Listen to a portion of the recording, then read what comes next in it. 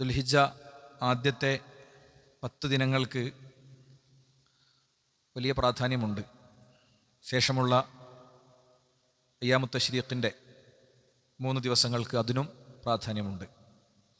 അപ്പോൾ ആ 13 ദിവസങ്ങൾക്ക് വിശ്വാസികളെ സംബന്ധിച്ചിടത്തോളം പ്രത്യേക പദ്ധതിയും പ്ലാനും സമീപനവുമൊക്കെ ഉണ്ടാകണം.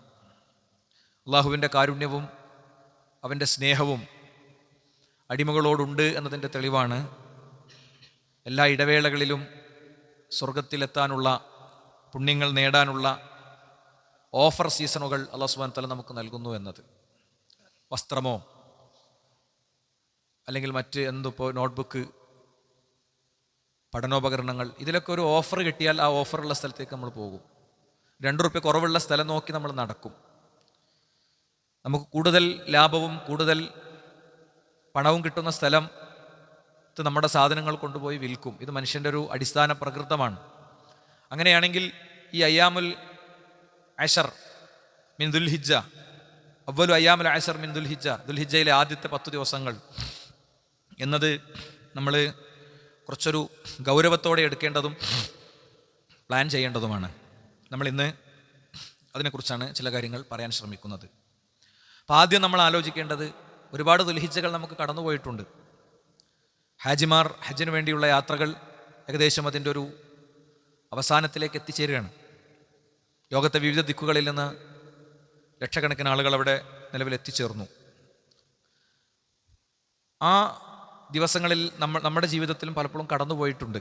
കഴിഞ്ഞ കാലങ്ങളിലൊക്കെ ആയുസ്സിൽ പലവരും അത് കടന്നുപോയിട്ടുണ്ട്. പക്ഷേ ആ ദിവസങ്ങൾക്ക് നമ്മൾ അങ്ങനത്തെ ഒരു പ്രാധാന്യവും മഹത്വവും കൊടുത്തിട്ടുണ്ടായിരുന്നോ? നമ്മളൊക്കെ ഹിഫ്ളുള്ള വിശുദ്ധ ഖുർആനിലെ ഒരു സൂറത്തിൻ്റെ ആരംഭമാണ്, സൂറത്തുൽ ഫജ്റിൻ്റെ ആരംഭമാണ് ഞാനിവിടെ ഓതി വെച്ചത്. വൽ ഫജ്ർ വലയാലിൻ അശർ, വൽ ഫജ്ർ പ്രഭാതം തന്നെയാണ് സത്യം, വലയാലിൻ അശർ ആ 10 രാവുകളുമാണ് സത്യം. അതിൻ്റെ ഉദ്ദേശം എന്താണെന്ന് തഫ്സീർ ഇബ്നു കസീർ റഹിമഹുല്ലാഹ് പറയുന്നുണ്ട്. വല്ലയാലി അൽ അശർ എന്നതുകൊണ്ട് ഉദ്ദേശിക്കുന്നത്, ആ 10 രാവുകൾ എന്നതുകൊണ്ട് ഉദ്ദേശിക്കുന്നത് അൽ മുറാദു ബിഹ അശ്റു ദുൽഹിജ്ജ, ദുൽഹിജ്ജയിലെ 10 ദിനങ്ങളാണ്, 10 രാവുകളാണ്. കമാ ഖാലഹു ഇബ്നു അബ്ബാസ് വബ്നു സുബൈർ വമുജാഹിദ് വഗൈറു വാഹിദ് മിന സലഫി വൽ ഖലഫ്.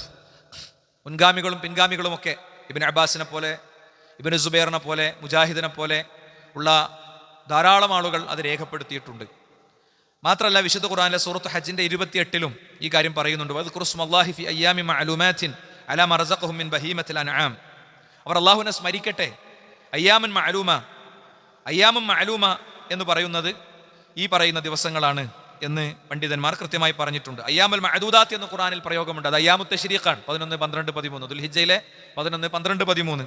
എന്നാൽ അയ്യാം മഅലൂമാത്ത് എന്ന് പറഞ്ഞാൽ അയ്യാമുൽ അശർ, ദുൽഹിജ്ജയിലെ ആദ്യത്തെ 10 ദിവസങ്ങളെയാണ് അത് സൂചിപ്പിക്കുന്നത് എന്നാണ് ഇമാം ബുഖാരി റഹിമഹുല്ലാഹ് അടക്കമുള്ള പണ്ഡിതന്മാർ തഅലീഖായി ഉദ്ധരിച്ച നിലയ്ക്ക് ഇത് നമുക്ക് കൃത്യമായി കാണാൻ കഴിയും.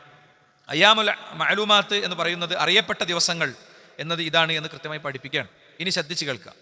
ഇപ്പം നമ്മൾ എന്ത് ചെയ്തു? ഈ 10 ദിവസങ്ങളുടെ പ്രാധാന്യത്തെ സംബന്ധിച്ച് ഖുർആനിൽ നിന്നുള്ള വചനങ്ങളും അതേപോലെ തന്നെ തഫ്സീർ ഉദ്ധരിച്ചു. ഇസ്ലാമിലൊരു കാര്യത്തിന് പ്രാധാന്യം വേണമെങ്കിൽ അങ്ങനെ വേണം, പ്രമാണങ്ങളിൽ വേണം. ഞാനത് അങ്ങനെ പ്രമാണങ്ങൾ ഉദ്ധരിച്ച് പറയാനുള്ള കാരണം ഇങ്ങനെയാണ് എല്ലാം നോക്കേണ്ടത്. ഇസ്രാഇൻ്റെ ദിനം എന്ന് പറഞ്ഞിട്ടൊരു ദിനം വരും, മിഅറാജിൻ്റെ ദിനം എന്ന് പറഞ്ഞിട്ട് വേറൊരു ദിനം വരും. അതിനൊക്കെ ഇങ്ങനെ തെളിവുണ്ടോ എന്ന് നമ്മൾ പരിശോധിക്കണം. ഇങ്ങനെ തെളിവുള്ളതാണെങ്കിൽ നമ്മൾ പറഞ്ഞിരിക്കും, നമ്മൾ പ്രയോഗവൽക്കരിച്ചിട്ടുണ്ടാകും. ഇല്ലെങ്കിൽ അത് നമ്മളെ സംബന്ധിച്ചിടത്തോളം എടുക്കാൻ പറ്റൂല. എടുക്കാനും ചൊല്ലാനും പറയാനുള്ളത് പ്രാമാണികമായി വന്നത് തന്നെ ഇഷ്ടം പോലെ ഉണ്ട്. ഇത് നമ്മൾ പരിഗണിച്ചാൽ മതി. ഈ പലപ്പോഴും ഇസ്രാഇൻ്റെ ദിനത്തിനും മിഅറാജിൻ്റെ ദിനത്തിനും അവിടെ ഇവിടെയൊക്കെ പ്രാധാന്യം കൊടുക്കുകയും ഇസ്ലാമിൽ ഇല്ലാത്ത പ്രാധാന്യങ്ങൾ നിർദ്ദേശിക്കുകയും പലതിനെ നെഹ്സാക്കുകയൊക്കെ ചെയ്യുന്ന കഷ്ടപ്പെടുന്ന ആളുകൾ ഈ പറയുന്ന ഈ 10 ദിവസങ്ങൾ അവരെങ്ങനെയാണ് കൈകാര്യം ചെയ്യാറുള്ളതെന്ന് വെറുതെ ആലോചിച്ചാൽ മതി. നോക്കൂ നിങ്ങൾ, ഇബ്നു അബ്ബാസ് റളിയല്ലാഹു അൻഹു ഉദ്ധരിക്കുന്ന ഹദീസിൽ കാണാം, മാ മിൻ അയ്യാമിൻ അൽ അമലു സ്വാലിഹു ഫീഹാ അഹബ്ബു ഇലല്ലാഹി മിൻ ഹാദിഹിൽ അയ്യാം. ഈ ദിവസങ്ങളെക്കാൾ അള്ളാഹുവിന് അമൽ ഇഷ്ടമുള്ള വേറെ ദിവസങ്ങളില്ല. ഈ ദിവസത്തിൻ്റെ പ്രാധാന്യം പറയാൻ വേണ്ടി പറയണ റസൂലുള്ളാഹ്, അള്ളാഹുവിന് അമൽ സ്വാലിഹാത്ത് ഏറ്റവും ഇഷ്ടപ്പെട്ട ദിവസങ്ങളാണ് ഈ 10 ദിവസങ്ങൾ, യാനി അയ്യാമുൽ അശർ, ഈ 10 ദിവസങ്ങൾ. അപ്പോൾ പ്രവാചകൻ ഇത് പറയണത് കേട്ടപ്പോൾ സ്വഹാബത്തിന് അതിൻ്റെ പ്രാധാന്യത്തെ സംബന്ധിച്ച് അത്രയും ബോധ്യം വന്നതുകൊണ്ട് അവർ തിരിച്ചു ചോദിച്ചു, യാ റസൂലല്ലാഹ് വലൽ ജിഹാദു ഫീ സബീലില്ലാഹ്, അള്ളാഹുവിൻ്റെ മാർഗത്തിൽ ജിഹാദിനും ഈ പുണ്യമല്ലേ എന്നാണ് കേട്ടോ. അള്ളാഹുവിൻ്റെ മാർഗത്തിലെ ജിഹാദിനും ഈ പുണ്യം ഇല്ലേ? എന്താ ജിഹാദ്? ശത്രുവിനോട് പോയി യുദ്ധം ചെയ്യാണ്. ആ യുദ്ധം ചെയ്യുമ്പോൾ തിരിച്ചു വരുന്നൊരു ഉറപ്പില്ല. ഈ യുദ്ധത്തോടു കൂടെ ഒരുപക്ഷെ അവസാനിക്കും. മക്കളെയും കുട്ടികളെയും കുടുംബത്തെയൊക്കെ കണ്ട് സലാം പറഞ്ഞാണ് ഇറങ്ങുക. വെറുതെ നിങ്ങളൊന്ന് ചിന്തിച്ചു നോക്ക്. ബദറിലേക്കും ഉഹദിലേക്കും ഖൈബറിലേക്കും ഖന്തക്കിലേക്കും ഒക്കെ അവർ പുറപ്പെട്ടത് അത്രയും വലിയ മാനസികാവസ്ഥയോട് കൂടെയാണ്. പ്രവാചകന്റെ ഉത്തരം എന്താകണം? ജിഹാദിന്റെ അത്രയൊന്നും കൂലി കിട്ടൂല എന്നാകണം. പക്ഷേ വരാനിരിക്കണേ 27 ഞാൻ പറഞ്ഞല്ലോ, മാസം കണ്ടാൽ അറിയാം എന്നാണ് ഒന്ന്. ചിലപ്പോൾ 29 ക്ലോസ് ആകും, അല്ലെങ്കിൽ 30 പൂർത്തീകരിച്ചിട്ട് അടുത്ത ദിവസം ഒന്നായിട്ട് പരിഗണിക്കും. അപ്പോൾ മാസപ്പിറവിയൊക്കെ നമ്മൾ അറിയാതെ നോക്കും. റമളാൻ മാസത്തിൽ മാത്രമാണ് കാര്യമായിട്ട് മാസപ്പിറവി എല്ലാവരും ശ്രദ്ധിക്കൽ, അല്ലേ? ഇസ്ലാമിൽ എല്ലാ മാസവും മാസം നോക്കണം. അത് നോക്കാൻ സംവിധാനം ഉണ്ട്. നമ്മളെ കൂട്ടായ്മക്കൊക്കെ ഹിലാൽ വിങ് തന്നെ ഉണ്ട്. അവർക്ക് പ്രത്യേക പരിശീലനമുണ്ട്. ഇനി അതിൻ്റെ അധുനാധുനിക സംവിധാനങ്ങൾ നമ്മുടെ പുതിയ ആസ്ഥാനം വരുമ്പോൾ അവിടെ കൊണ്ടുവരും. കേരളത്തിൽ ആദ്യമായി അതിൻ്റെ ഏറ്റവും അധുനാധുനികമായ സംവിധാനം കൊണ്ടുവരും ചെയ്യും. കാരണം നമുക്കത് ഇബാദത്താണ്. ആരെങ്കിലും പറഞ്ഞും എടുക്കാൻ പറ്റൂല. വിശ്വസ്തരായ ആളുകൾ നേരിട്ട് കണ്ട കാഴ്ചൻ്റെ അടിസ്ഥാനത്തിൽ എടുക്കാൻ പറ്റുള്ളൂ. ആരൊക്കെ എന്തൊക്കെ പറഞ്ഞാലും ഒരു പ്രശ്നമില്ല. ഇതൊക്കെ പറയുമ്പോൾ പലജാതി കളിയാക്കലുകളും പരിഹാസങ്ങളും വിമർശനങ്ങളും കുത്തിപ്പറയലുകളും ഒക്കെ ഉണ്ടാകും. അത് ഇന്നലിൽ മുത്തഖീന മഫാസ ഹദായിക വഅഗ്നാബ വകവായിബ തുറാബ സൂറത്തു എന്താ പറയുക നബഇന്റെ അവസാനത്തിലുണ്ടല്ലോ, പടച്ചോനെ ശരിക്ക് സൂക്ഷിച്ച് ജീവിച്ചവർക്ക് ഒരു കുത്തിപ്പറച്ചിലും ആക്ഷേപം ഒന്നുമില്ലാത്ത പരിശുദ്ധ സ്വർഗം വരാനുണ്ട് എന്നാണ്. അതുകൊണ്ട് ഈ ദീന് പറഞ്ഞതിൻ്റെയും ഇത് പാലിച്ചതിൻ്റെയും പേരിൽ കണ്ണുരുട്ടലുകളോ ആക്ഷേപങ്ങളോ കുടുംബത്തിലെ ബഹിഷ്കരണങ്ങളോ നാട്ടിൽ ആദരിക്കപ്പെട്ടിടത്ത് നിന്ന് താഴെ ഇറക്കുന്നതോ കച്ചവടം പൂട്ടുന്നതോ കല്യാണം മുടങ്ങുന്നതോ ഒന്നും വിഷയമല്ല. കാരണം ഈ പറഞ്ഞ പ്രശ്നമൊക്കെ കണ്ണടക്കണത് വരെയുള്ളൂ. കണ്ണടച്ച ഹലാസ്, പിന്നെ കാണുന്ന കാഴ്ച വേറെയാണ്. സ്വർഗത്തിന്റെ കാഴ്ച കണ്ട് ഉറങ്ങണമെങ്കിൽ ചിലതൊക്കെ സഹിക്കണം. സ്വഹാബത്ത് അങ്ങനെ സഹിച്ചിട്ടുണ്ട്. എന്തായാലും സ്വഹാബത്ത് സഹിച്ചത്ര സഹിക്കേണ്ട സാഹചര്യം നമുക്കാർക്കും ഇല്ലല്ലോ. അള്ളാഹു നമുക്ക് ഈമാനിനെ തെരുമാറാകട്ടെ. ശരിക്കും കേട്ടോളി, ദുൽഹിജ്ജ 1 മുതൽ 10 വരെയുള്ള ദിവസത്തിന്റെ പ്രാധാന്യം പ്രവാചകൻ പഠിപ്പിക്കുകയാണ്. എന്താ പറഞ്ഞത്?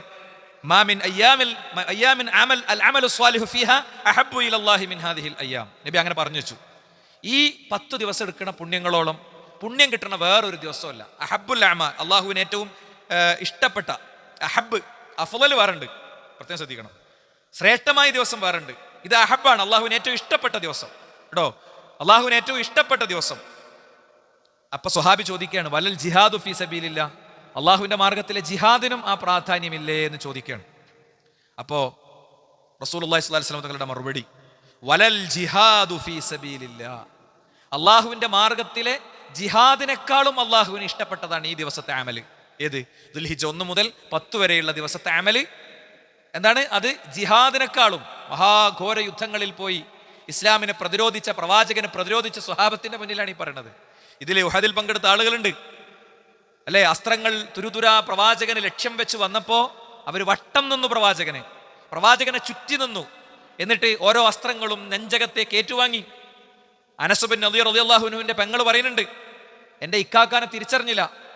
നോക്കി അവസാനം അസ്ത്രങ്ങൾ ഇങ്ങനെ മുഖത്തും ശരീരത്തിലും അവയവങ്ങളിലും ഇങ്ങനെ തുരുതുരാ തറച്ചിട്ട് മറിഞ്ഞു വീണപ്പോ അമ്പുകൾക്ക് മുകളിൽ അമ്പിനെ മെത്തയാക്കി അദ്ദേഹം കടന്നു. മണ്ണിൽ ശരീരം തട്ടാത്ത വിധം അസ്ത്രങ്ങൾ ഉണ്ടായിരുന്നു. അവസാനം ഇക്കാക്കാനെ തിരിച്ചറിഞ്ഞത് വിരലിന്റെ അറ്റത്ത് ഇക്കാക്കൊരു പാടുണ്ടായിരുന്നു. അത് നോക്കിയിട്ടാണ് ഞാൻ ആ മയ്യത്തിനെ തിരിച്ചറിഞ്ഞത്. ഇതെന്റെ ഇക്കാക്കയാണ് നബിയെ എന്ന് പറഞ്ഞത് എന്നാണ്. പതർച്ചയില്ലാതെ, തൊണ്ടയർ ഇടറാതെ, നഷ്ടദുഃഖങ്ങളില്ലാതെ അവർക്ക് പറയാൻ പറ്റിയത് ഇതിന് സ്വർഗമുണ്ടെന്ന ഉത്തമ ബോധ്യമാണ്.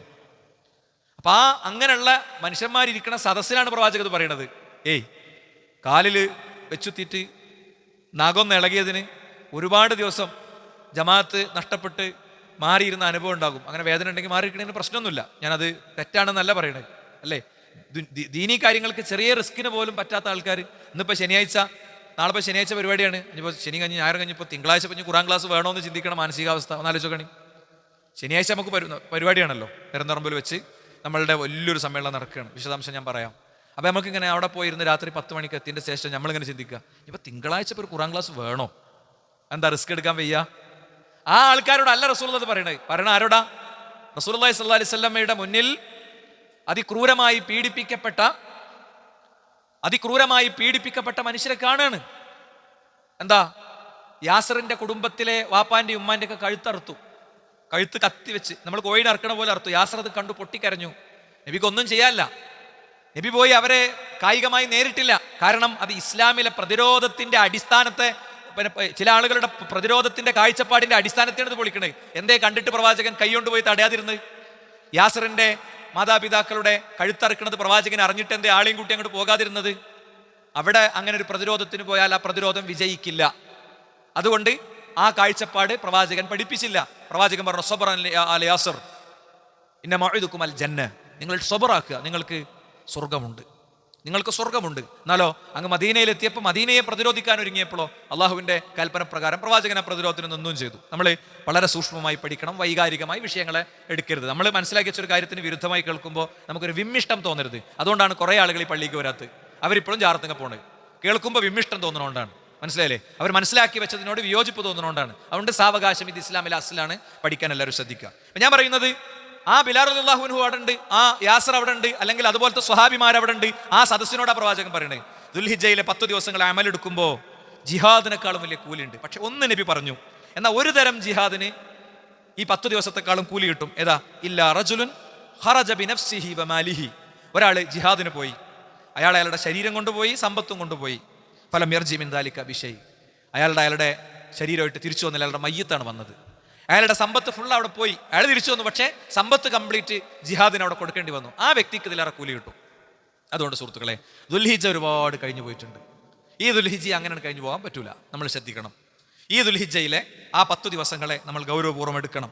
ഇനി ഇവിടെ ഒന്നുകൂടി സഈദ് ബിൻ ജുബൈർ, ഇത് ഇബ്നു അബ്ബാസ് എന്നുള്ള റിവായത്താണ്. ഇമാം ബുഖാരി, ഇമാം അബൂദാവൂദ്, ഇമാം തിർമിദി, ഇബ്നു മാജ ഇവരൊക്കെ ഉദ്ധരിച്ചതാണ്. ഇനി സഈദ് ബിൻ ജുബൈർ റളിയല്ലാഹു അൻഹു അദ്ദേഹം പറയാണ്, ഇബ്നു അബ്ബാസ് എന്ന് ഉദ്ധരിക്കുന്നതിന്റെ മറ്റൊരു വാചകം ഇങ്ങനെയാണ്, മാ മിൻ അമലിൻ അസ്ക ഇൻദല്ലാഹി അസ്സ വജല്ല. നേരത്തെ പറഞ്ഞത് അഹബ്ബ എന്നാണ്. മാ മിൻ അമലിൻ അസ്ക ഇൻദല്ലാഹി അസ്സ വജല്ല, എന്താ? അള്ളാഹുവിൻ്റെ അടുത്ത് ഏറ്റവും പരിശുദ്ധമായത്, വലാ അഅ്ലമ അജ്റൻ, കൂലി ഏറ്റവും കൂടുതൽ കിട്ടുന്നതും, മിൻ ഖൈരിൻ യഅമലു ഫി അശ്രിൽ അദ്ഹ, എന്താ? ഈ പറയുന്ന ദിവസങ്ങളിൽ ചെയ്യുന്ന ആ 10 ദിവസങ്ങളിലെ അമലുകൾക്ക് അത്രയും പുണ്യമുണ്ട്. അപ്പൊ ചോദിച്ചു, വലൽ ജിഹാദു ഫീ സബീലില്ലാ എന്ന് വീണ്ടും ചോദിച്ചു. അതെ, ജിഹാദിനേക്കാൾ അത് മഹത്തരമാണെന്ന് പ്രവാചകൻ പറഞ്ഞു. യുദ്ധത്തിന് പോയി മരണപ്പെട്ട, സമ്പാദ്യം മുഴുവൻ നഷ്ടപ്പെടുത്തിയ ഒരു വ്യക്തിക്ക് അതിലേറെ കൂലി കിട്ടും എന്ന് റസൂലുള്ളാഹി സ്വല്ലല്ലാഹു അലൈഹി വസല്ലം തങ്ങൾ പഠിപ്പിക്കുകയാണ്. ഇത് ഇമാം ദാരിമി ഉദ്ധരിച്ച റിവായത്തിൽ കാണാം. അപ്പോൾ ഇവിടെ നോക്കൂ നിങ്ങൾ, ഇമാം മഹാനായ എന്താ പറയുക, ശൈഖുൽ ഇസ്ലാം ഇബ്നു തൈമിയ്യ റഹിമഹുല്ലാ അടക്കമുള്ള ആളുകൾ ഈ വിഷയത്തിലൊക്കെ പറഞ്ഞ ചില കാര്യങ്ങളുണ്ട്. എന്താണ്? ഇദാ കാനൽ അമലു ഫീഹാ മുസ്തഗ്രിഖൻ ലി അയ്യാമിൽ അശർ. ദുൽഹിജ്ജയിലെ ആ 10 ദിവസം പൂർണ്ണമായി ഇബാദത്തുകളിൽ നിറഞ്ഞു നിൽക്കുമ്പോൾ ഫയഫ്ളലു അലാ ജിഹാദിൻ ഫി അദദി തിൽക്കൽ അയ്യാമിൻ ഗൈറിൽ അശർ, എന്താ? മറ്റുള്ള അത്രത്തോളം ദിവസങ്ങൾ മറ്റു സമയങ്ങളിൽ ചെയ്യുന്ന ജിഹാദിനേക്കാൾ അത് ശ്രേഷ്ഠകരമായിരിക്കും. വഇൻ കാനൽ അമലു മുസ്തഗ്രിഖൻ ലി ബഅദി അയ്യാമിൽ അശർ. ഈ 10 ദിവസമല്ല, അതിലെ ചില ദിവസങ്ങൾ മാത്രമാണ് ഒരാൾ ചെയ്യുന്നതെങ്കിൽ ആ ദിവസങ്ങൾ ജിഹാദിനേക്കാൾ ശ്രേഷ്ഠമായിരിക്കും. അപ്പം എന്താണ്? 10 ദിവസവും ചെയ്താലേ കൂലി തരൂ എന്ന് പടച്ചോൻ പറയണില്ല. അടിമകളോടുള്ള പടച്ചോന്റെ വിട്ടുവീഴ്ച നോക്ക് നിങ്ങൾ. മതം ഭയങ്കര കുഡിസാണ്, അത് കുറേ നിയന്ത്രണങ്ങളാണ് എന്നൊക്കെ എന്ത് ചെയ്യുന്നവരോ ലിബറലുകൾ ഓരോ ചർച്ചയിൽ ഇങ്ങനെ പറയും. ഏതാ? ഫുഡ് സെർച്ച് ചെയ്യണ ഒരു സഹോദരി ഫുഡ് എന്തോ ഒരു സാധനം കണ്ടു, എന്തോ ഒരു പ്രത്യേക ഫുഡ് കണ്ടു. അപ്പോൾ ആ ഫുഡ് സെർച്ച് ചെയ്യുന്നതിൻ്റെ ഇടയിൽ ആ ഫുഡ് സെർച്ച് ചെയ്യുന്ന ആളിങ്ങനെ പറയും, എന്താ ചെയ്യുക, നമ്മൾ പരമാവധി ഇതൊക്കെ ഉണ്ടാക്കി കഴിക്കുക, ജീവിതം ഒന്നല്ലേ ഉള്ളൂ, അത് പരമാവധി അടിച്ചു പൊളിക്കണം. മനസ്സിലായില്ലേ? ബിരിയാണി ഉണ്ടാക്കണം, അതിൻ്റെ ഇടയിൽ കൂടെ ഈമാൻ തകർക്കുന്ന ഒരു ഡയലോഗാ തന്നത്. അടുത്തത് നമുക്ക് ഇഷ്ടപ്പെട്ട ഏതോ ഒരു ഫിലിം സ്റ്റാർ, അയാളൊരു പ്രേമനൈരാശ്യം ബാധിച്ച സീനിൽ അയാളോട് വേറൊരാൾ പറഞ്ഞു എന്ന് വിചാരിക്കുക, അത് സ്റ്റാറ്റസ് ആയിട്ട് ഏതോരത്തിൻ്റെ സ്റ്റാറ്റസിൽ കണ്ടിരുന്നു. എന്താ? എടോ, ജീവിതം ഒന്നേ ഉള്ളൂ, ഒരു പെണ്ണിന് വേണ്ടി ഇങ്ങനെ കരഞ്ഞു തീർക്കരുത്, പെണ്ണ് വേറെയും വരും. അപ്പം എന്താ? ജീവിതം ഒന്നേ ഉള്ളൂ എന്ന് അവിടെയും പറഞ്ഞു അല്ലേ? ഇങ്ങനെ പലയിടത്തും ഇതിങ്ങനെ കേൾക്കുമ്പോൾ പതിയെ നമ്മളെ കുട്ടികൾ, ഈ മക്കളൊക്കെ തലച്ചോറിനുള്ളിൽ ഇങ്ങനെ കയറും, ജീവിതം ഒന്നേ ഉള്ളൂ, ജീവിതം ഒന്നേ ഉള്ളൂ, അല്ലല്ലോ, മരണത്തിന് ശേഷം ജീവിതമല്ലേ എന്ന് പറയുന്നത് പോലെ. കാരണം ഒന്നാണെന്ത്? മതം ഭയങ്കര കുടിസാണ്, ഭയങ്കര നിയന്ത്രണമാണ്, ഇവർ ഭയങ്കര ടൈറ്റാണ്, ഇവർക്ക് ഒന്നിനും വിട്ടുവീഴ്ചയല്ല. ശരിക്കും മതം വളരെ ഉസ്റാണ്, എളുപ്പമാണ്. കാര്യം എന്താ? മതത്തിലൊരു വ്യക്തിക്ക് എങ്ങനെയാണോ ചെയ്യാൻ പറ്റിയ ഇബാദത്ത് അങ്ങനെ ചെയ്യേണ്ടത്. ഇസ്ലാം പഠിപ്പിച്ച കോലം മാറ്റാന്നല്ല, അല്ലെങ്കിൽ ദിക്ർ മാറ്റാന്നല്ല. ഒരു വ്യക്തിക്ക് നിന്നാണ് നിസ്കരിക്കേണ്ടത്, നിന്ന് നിസ്കരിക്കാൻ കഴിയാത്ത ഒരാൾ ഇരുന്ന് നിസ്കരിക്കണം. ഒരാൾക്ക് നിന്ന് തുടങ്ങാൻ പറ്റും, അയാൾ നിന്ന് തുടങ്ങൽ നിർബന്ധം, എന്നിട്ട് ഇരിക്കാൻ പാടുള്ളൂ. മനസ്സിലായില്ലേ? ആരംഭത്തിലൊന്ന് നിൽക്കാൻ പറ്റുമെങ്കിൽ നിന്ന് തുടങ്ങണം, അത് നിർബന്ധം. എന്നാൽ ഒരാൾക്ക് ഇരുന്നേ പറ്റൂ, അയാൾക്ക് ഇരുന്നാൽ മതി. ഒരാൾക്ക് കടന്നേ പറ്റൂ, അയാൾ കടന്നാൽ മതി. ഒരാൾക്ക് മനസ്സിലേ നിസ്കരിക്കാൻ കഴിയുള്ളൂ, അയാൾ മനസ്സിൽ നിസ്കരിച്ചാൽ മതി. ഒരാൾക്ക് യാത്രയാണ്, നോമ്പെടുക്കേണ്ട, പിന്നെ വീട്ടിയാൽ മതി. ഇസ്ലാം ശരിക്ക് വളരെ വിശാല. മാത്രമല്ല, ഇസ്ലാമിൽ വിലക്കിയത് എന്താ? കുടിക്കണ സാധനങ്ങളിലാകെ വിലക്കിയത് കള്ള്, ഹലാൽ അല്ലാത്തത്, ത്വയ്യിബ് അല്ലാത്തത്. മനസ്സിലായില്ലേ? ബാക്കി എല്ലാ ജ്യൂസും കുടിക്കുക, 1000 കണക്കിന് ജ്യൂസ് ഉണ്ട്, ഒക്കെ കുടിക്കുക, ഒരു പ്രശ്നമല്ല. നന്നാരി തൊട്ട് അങ്ങോട്ട് ഏതും കുടിക്കുക, ശരീരത്തിന് ദോഷം ഉണ്ടാക്കാത്തതായാൽ മതി. ഇസ്ലാമിൽ കഴിക്കരുതേ എന്ന് പറഞ്ഞ മാംസം പന്നിമാംസം അല്ലേ, പിന്നെ നഖോ, ഇതൊക്കെ ഉള്ള ജാതി ജീവികളുടെ സംഗതികൾ. അല്ലാത്തതൊക്കെ ഏതും കഴിക്കാം, നമുക്ക് ഏത് നമ്മളെ സംബന്ധിച്ചിടത്തോളം കഴിക്കാം, ഒരു പ്രശ്നമല്ല അല്ലേ, ഒക്കെ കഴിക്കാം. അപ്പോൾ പാടില്ല എന്ന് പറയുന്നത് വളരെ സ്പെസിഫിക്കാ. അത് പാടില്ല എന്ന് പറയാനുള്ള കാരണം എന്താ? അത് പാടുണ്ട്, അത് മനുഷ്യന് ഗുണകരമാണ് എന്ന് ഒരു സയൻസും ഇന്നേ വരെ തെളിയിച്ചിട്ടില്ല. മനുഷ്യൻ ഏതുവരെ എത്തി? ലോകരാജ്യങ്ങളുടെ സമ്പാദ്യം ഏറ്റവും കൂടുതൽ പോയിരുന്നത് എന്തും വേണം, ഒരു ഉപഗ്രഹം വിക്ഷേപിക്കണം, ഉപഗ്രഹം ഒരു മിസൈലിൽ ഒരു റോക്കറ്റിൽ ഘടിപ്പിക്കും. ആ റോക്കറ്റ് അത് എത്തേണ്ട ദൂരം എത്തുമ്പോൾ അത് പൊട്ടിത്തീരും. അപ്പോൾ അത് അവിടെ കറക്കം തുടങ്ങും. അങ്ങനെയായിരുന്നു മെക്കാനിസം. എങ്ങാനും അത് പാളിയാലോ കോടി കോടി എന്നൊക്കെ പറഞ്ഞു കഴിഞ്ഞാൽ ഇന്ത്യയിലെ മുഴുവൻ മനുഷ്യന്മാരുടെയും പട്ടിണി തീർക്കാൻ പറ്റുന്ന അത്ര സംഖ്യ ആകാശത്ത് പൊട്ടിത്തെറിക്കും. എന്നാൽ സയൻസ് തിരുത്തി. എലോൺ മസ്കിനെ പോലത്തെ ആളുകൾ പുതിയ ഗവേഷണങ്ങളിലൂടെ കാര്യങ്ങൾ കണ്ടെത്തി. എന്താ കണ്ടെത്തി? അവിടെ വിട്ടിട്ട് ആ റോക്കറ്റ് തിരിച്ചുകൊണ്ട് വരും. ഇനി അടുത്ത തവണ ഈ റോക്കറ്റിൽ തന്നെ പറഞ്ഞേക്കാം. അത്ര വലിയ ഗവേഷണങ്ങളൊക്കെ നടന്നിട്ടും ഇസ്ലാം ഹറാമാണെന്ന് പറഞ്ഞൊരു കാര്യം, അതുകൊണ്ട് ബെനിഫിറ്റ്സ് ഉണ്ട് എന്ന് വളരെ സയന്റിഫിക്കായ എന്തെങ്കിലും ഒരു പേപ്പർ ലോകത്തെ ഏതെങ്കിലും ഒരു യൂണിവേഴ്സിറ്റിയിൽ ഒരാൾക്കും പ്രസന്റ് ചെയ്യാൻ പറ്റിയിട്ടില്ല. വാനമിനൽ മുസ്ലിമീൻ, ഞാൻ മുസ്ലിങ്ങളിൽ പെട്ടോൻ തന്നെയാടാ, എനിക്കൊരു ബേജാറില്ലടാ. ഏതെങ്കിലും ആളുകൾ മുസ്ലിങ്ങൾ ഭരണത്തിൽ വന്നാൽ പ്രശ്നം, മുസ്ലിങ്ങൾക്ക് 5ാം മന്ത്രി കിട്ടിയ പ്രശ്നം, മുസ്ലിങ്ങൾക്ക് അധികാരം കിട്ടിയ പ്രശ്നം, മുസ്ലിങ്ങൾ അധികാരത്തിൽ പങ്കാളിത്തം വഹിച്ചാൽ പ്രശ്നം എന്ന് ഏതെങ്കിലും ആൾ പറയുമ്പോഴേക്ക് അങ്ങനെ പഞ്ചപുച്ഛമടക്കി വാലും മടക്കി കുനിഞ്ഞു നിന്ന് കൊടുക്കാൻ റെഡിയല്ലടാ എന്ന് 1000 വട്ടം ആവർത്തിച്ച് പറയാൻ പറ്റും. ഒരു വിഷയമല്ല. അത്ര അഭിമാനത്തോടെ ഇസ്ലാമിനെ നെഞ്ചിലേറ്റാൻ പറ്റുന്ന ആശയത്തിലാണ് നമ്മൾ നിലനിൽക്കുന്നത്. അപ്പൊ ഞാൻ പറയുന്നത്, ഇസ്ലാം അത്രയും ലളിത. അതുകൊണ്ട് 10 ദിവസത്തേക്ക് ചെയ്താൽ മാത്രമേ ഇത് കിട്ടൂ എന്ന് പറയണില്ല. അതിൻ്റെ അർത്ഥം നമ്മൾ 10 ദിവസത്തിലെ കുറേ ദിവസം നഷ്ടപ്പെടുത്തണം എന്നല്ല, മറിച്ച് അത്രയും പുണ്യങ്ങളുടെ സാധ്യതയുള്ള ദിവസങ്ങളാണ് ഇത് നമ്മൾ മനസ്സിലാക്കുക. അബൂ ഉസ്മാൻ അൻ-നഹ്ദി റഹിമഹുല്ലാ അദ്ദേഹം പറയാ, കാനു യുഅല്ലിമൂന 3 അശറാത്ത്, 3 പത്തുകളെ സലഫുകൾ ബഹുമാനിച്ചിരുന്നു. ശരിക്കും കേൾക്കുക, 3 പത്തുകളെ. ഒന്നേതാ? അൽ അശർ അൽ ഉവൽ മിൻ ദുൽഹിജ്ജ, ദുൽഹിജ്ജയിലെ ആദ്യത്തെ 10 അത് അവർ ബഹുമാനിച്ചിരുന്നു. പിന്നെ വൽ അശർ അൽ അവാഖിർ മിൻ റമളാന, റമളാനിലെ അവസാനത്തെ 10. വൽ അശർ അൽ ഉവൽ മിൻ മുഹറം, മുഹറമിലെ ആദ്യത്തെ 10. മനസ്സിലായില്ലേ? മുഹറമിന്റെ ആദ്യത്തെ 10 പകലിനാണ് ഭയങ്കര പ്രാധാന്യം. റമളാനിലെ അവസാനത്തെ 10 രാവിനാണ് ഭയങ്കര പ്രാധാന്യം. ദുൽഹിജ്ജയുടെ രാവിനും പകലിനും പ്രാധാന്യമുണ്ട്. രാവിന്റെ പ്രാധാന്യം ഒന്നുകൂടി എടുത്തു പറഞ്ഞിട്ടുണ്ട്. അതുകൊണ്ട് പണ്ഡിതന്മാരെന്താ പറഞ്ഞതെന്നറിയോ? സലഫുകൾ എന്താ പറയുക? ലാ തുത്ഫിഉ സുറൂജക്കും ലയാലിൽ അശർ, അവസാനത്തെ 10 നിങ്ങൾ നിങ്ങളുടെ വിളക്കൊന്നും കൊടുത്തല്ലീന്നാ, ലൈറ്റ് ഒന്നും ഓഫാക്കല്ലീൻ, ലൈറ്റ് ഇട്ട് ആരാധനയിൽ കഴിയൂന്നാണ്. ലൈറ്റ് ഇട്ട് നിങ്ങൾ ആരാധനയിൽ കഴിയൂന്നാണ് അവര് പണ്ഡിതന്മാർ നമ്മളെ പഠിപ്പിച്ചത്. അതുകൊണ്ട് വിശ്വാസിയെ സംബന്ധിച്ചിടത്തോളം അവൻ്റെ ആത്മീയ ജീവിതത്തിൽ അവന് ബൂസ്റ്റിംഗ് കൊടുക്കുന്ന ദിവസങ്ങളാണ് ഈ 10 ദിവസം. നമുക്കുള്ളൊരു ട്രെയിനിങ്ങും കൂടിയാണ്. റമളാനൊക്കെ കഴിഞ്ഞ് ആ റമളാനിൽ നമ്മളായി ഉണ്ടാക്കിയിരുന്ന കുറേയധികം കാര്യങ്ങളുണ്ട്. നമ്മളുടെ ചില ചിട്ടകളുണ്ടാവും, ഖിറാഅത്ത്, സുന്നത്ത് നിസ്കാരം, അങ്ങനെ കുറേ ചിട്ടകൾ കുറേ ആളുകൾക്ക് ഉണ്ടായിട്ടുണ്ടാകും. അതൊക്കെ നഷ്ടപ്പെട്ടു പോകുമ്പോൾ അതൊന്ന് റീബൂസ്റ്റ് ചെയ്യാനും ജീവിതം ഒന്ന് ക്രമീകരിക്കാനും ഒന്ന് അടുക്കി പൊറുക്കി വെക്കാനുള്ള സമയം കൂടിയാണിത് എന്നുള്ള കാര്യം നമ്മൾ മനസ്സിലാക്കുക. അതുകൊണ്ട് തന്നെയാണ് സഈദ് ബിൻ ജുബൈർ റഹിമഹുല്ലാഹിനെ കുറിച്ച് പറയാ, ഇദാ ദഖല അയ്യാമുൽ അശർ, ഈ പറയുന്ന ദുൽഹിജ്ജയുടെ ആദ്യത്തെ 10 അദ്ദേഹം പ്രവേശിച്ചാൽ ഇജ്തഹദ ഇജ്തിഹാദൻ ശദീദൻ, അദ്ദേഹം കഠിനമായി പ്രയത്നിക്കും. ഹത്താ മാ യഖാദു യഖ്ദിറു അലൈഹി, അദ്ദേഹത്തിന് സാധിക്കാത്തത്ര അദ്ദേഹം ചെയ്യുന്നതാണ്, അല്ലെങ്കിൽ പരമാവധി ചെയ്യുന്നതാണ്. സാധിക്കുന്നതിൻ്റെ പരമാവധി അദ്ദേഹം ചെയ്യുമായിരുന്നു എന്നാണ്. ഇനി ഇബ്നു റജബ് അൽ ഹംബലി റഹിമഹുല്ലാ പറയാ, ഈ ലാ തുത്ഫിഉ സുറൂജക്കും ലയാലി അൽ അശർ, നിങ്ങൾ അവസാനത്തെ ദുൽഹിജ്ജയിലെ ഈ 10കളിൽ നിങ്ങൾ വിളക്ക് കെടുത്താതെ ആരാധനകളിൽ മുഴുകണമെന്ന് പറഞ്ഞല്ലോ. അതെന്തുകൊണ്ടാ? ലികസറത്തി സ്വലാത്തിഹി വഇബാദത്തിഹി ഫീ ലയാലിഹ, അതിൻ്റെ രാത്രികളിൽ അവർ അത്രയും ഇബാദത്ത് എടുത്തിരുന്നു, അതുകൊണ്ടാണ് ആ കാര്യം ഉണ്ടായത് എന്നാണ്. ഹാഫിൾ ഇബ്നു റജബ് റഹിമഹുല്ലയുടെ മറ്റൊരു വചനം നമുക്ക് കാണാൻ പറ്റും. എന്താ? ലമാ കാന അല്ലാഹു സുബ്ഹാനഹു ഖദ് വലഅ ഫീ നുഫൂസിൽ മുഅ്മിനീന ഹനീനൻ ഇലാ മുശാഹദത്തി ബൈത്തിഹിൽ ഹറാം. ശ്രദ്ധിച്ച് കേൾക്കുക കേട്ടോ, അപ്പോൾ നമുക്ക് ഒന്നുകൂടി ഒരു ക്ലാരിറ്റി കിട്ടും. ലമാ കാന അല്ലാഹു സുബ്ഹാനഹു, അല്ലാഹു സുബ്ഹാനഹു തആല ഖദ് വലഅ ഫീ നുഫൂസിൽ മുഅ്മിനീൻ, യഥാർത്ഥ വിശ്വാസികളുടെ ഉള്ളിൽ അല്ലാഹു വെച്ചിട്ടുണ്ട്. എന്താണ്? ഹനീനൻ ഇലാ മുശാഹദത്തി ബൈത്തിഹിൽ ഹറാം, കഅബാലയം കാണണം എന്നുള്ളൊരു കൊതി, ഒരാഗ്രഹം, ഒരു പൂതി എല്ലാവരും ഉള്ളിലുണ്ടാകും. വലൈസ കുല്ലു അഹദിൻ ഖാദിറൻ ലാ മുശാഹദത്തിഹി ഫീ കുല്ലി ആം, ഓരോ വർഷം പോയിട്ട് എല്ലാവർക്കും കാണാൻ പറ്റൂല. ചില ആളുകൾക്ക് ചിലപ്പോൾ ആയുസ് തന്നെ കാണാൻ പറ്റൂല. ഫറള അലൽ മുസ്തതിഇ അൽ ഹജ്ജ മറത്തൻ വാഹിദത്തൻ ഫി ഉംരിഹി, എന്താണ്? സാധിക്കുന്ന ആളുകൾക്ക് ഒരു വട്ടം ഉംറ ചെയ്യലും ഹജ്ജ് ചെയ്യലും ഒക്കെ ഫർളാണ്. ഒരു വട്ടം ഹജ്ജ് ചെയ്യലും ഉംറ ചെയ്യലൊക്കെ ഫർളാണ്. അത് ഉള്ള പൈസ മുഴുവൻ 1.5 കോടി പെരപ്പണിമ കണ്ടിട്ട് എനിക്ക് ഹജ്ജിന് പോകാൻ പൈസ ഇല്ലാറുന്ന പരിപാടിയല്ല. ഉള്ള പൈസ മുഴുവൻ ഒരു ഇൻവെസ്റ്റ്മെന്റ് എടുത്തിട്ട് മറ്റേക്ക്, പിന്നെ അടുത്തത് എടുത്തിട്ട് അടുത്തേക്ക്, അല്ലെ? എന്നിട്ട് അതിലെ നഷ്ടവും കണക്കും പറഞ്ഞിട്ട് ആ കടം പറഞ്ഞിട്ടല്ല, അവനാൻ്റെ സ്റ്റാറ്റസിന്റെ അപ്പുറത്തുള്ള വണ്ടി വാങ്ങിയിട്ട് പൈസ ഫുള്ള് കൊണ്ടുപോയിട്ട് വണ്ടിമ കൊണ്ടുപോയിട്ടിട്ട് അങ്ങനെ പോകാൻ പൈസ ഇല്ലാത്തതിനെ കുറിച്ച് അല്ല പറഞ്ഞത്. അതൊക്കെ ഓരോരുത്തരും അവനവനോട് ഹിസാബ് ചെയ്യേണ്ടതാണ്. നിനക്ക് ഹിസാബ് വരുന്നതിന്റെ മുമ്പ് നീ സ്വയം ഹിസാബ് ചെയ്യണമെന്ന് പറഞ്ഞല്ലോ, ആ ഗണത്തിൽപ്പെട്ടതാണ്. അപ്പോൾ അല്ലാഹു സുബ്ഹാനഹു വ തആല അത് നിർബന്ധമാക്കിയിട്ടുണ്ട്. വജഅല മൗസിമൽ അശ്രി മുശ്തരികം ബൈന സായിരീന വൽ ഖാഇദീൻ. കേട്ടോളി, അതെന്താ?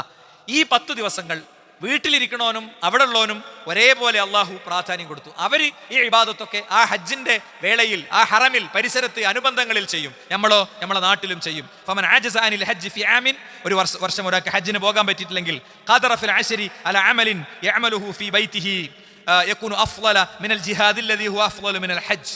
എന്താ, ആ വ്യക്തിയെ സംബന്ധിച്ചിടത്തോളം അവർ ചെയ്യുന്ന ആരാധനകളിൽ 99% ഇവിടെ ചെയ്യാൻ പറ്റും. അവർക്ക് അവിടെ ഹജ്ജിന്റെ മഹത്വം കിട്ടുന്നുണ്ടെങ്കിൽ ഇവർക്ക് ഇവിടെ ജിഹാദിനെക്കാൾ മഹത്വം കിട്ടുന്നുണ്ട് എന്നാണ്. നിങ്ങൾക്ക് മനസ്സിലായോ എന്ന് എനിക്കറിയില്ല.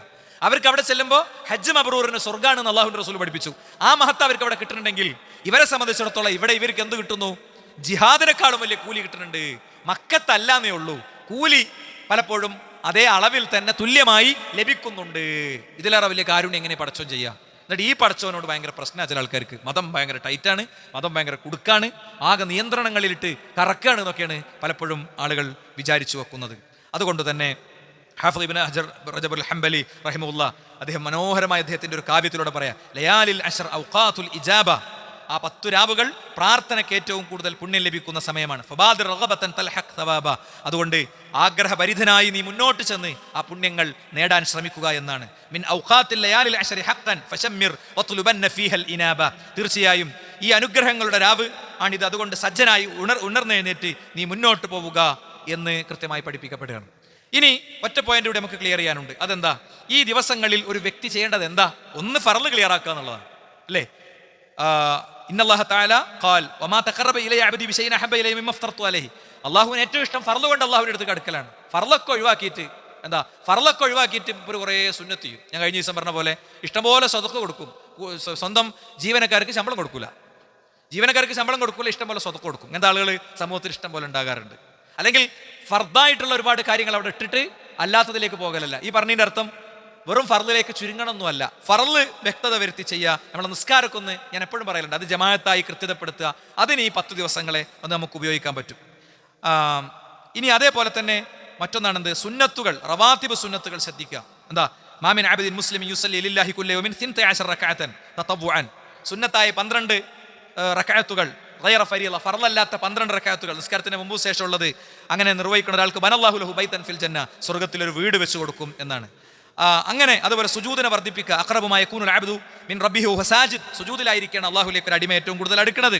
ഫഅക്സിറു ദുആ, അവിടെ നിങ്ങൾ ദുആഇനെ വർദ്ധിപ്പിക്കുക എന്ന് അല്ലാഹുവിന്റെ റസൂൽ സ്വല്ലല്ലാഹു അലൈഹി വസല്ലം തങ്ങൾ പഠിപ്പിച്ചിട്ടുണ്ട്.